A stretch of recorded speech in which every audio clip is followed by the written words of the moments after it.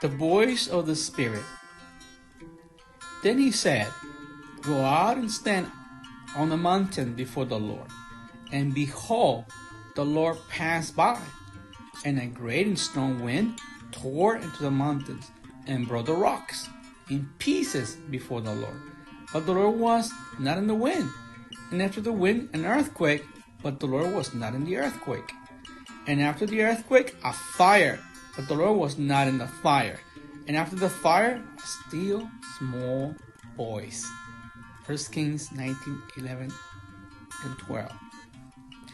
Those who love God with all their hearts desire and seek His voice. God's voice to men comes in fascinating ways.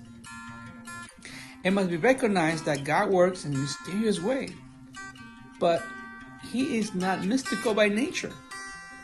God's voice occurs in an amazing practical way.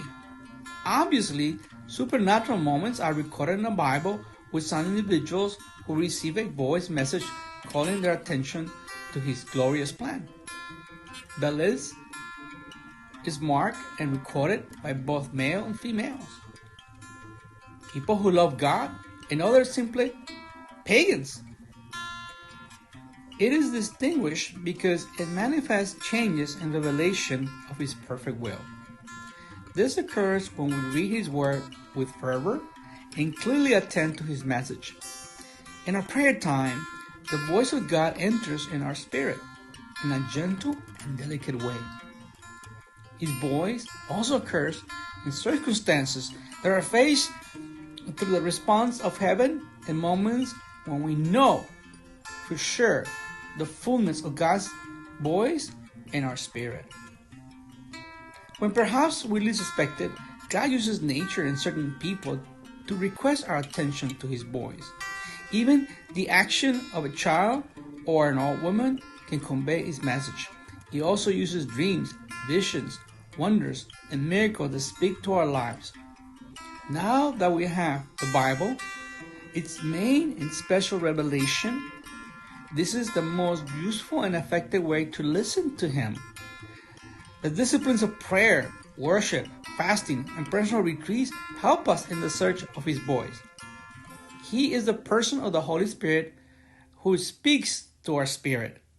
The prophet Elijah experienced that quiet voice of God. The preamble was powerful wind that broke mountains and broke rocks, and the earthquake, then a fire. At the end, there was that quiet, delicate voice. Is there that God maintains a dialogue with His beloved prophet. God allows winds and natural forces to anticipate His voice to His beloved people. It is our decision to eliminate noise and everything that concerns us and distracts us from His voice. The truth is that God speaks today.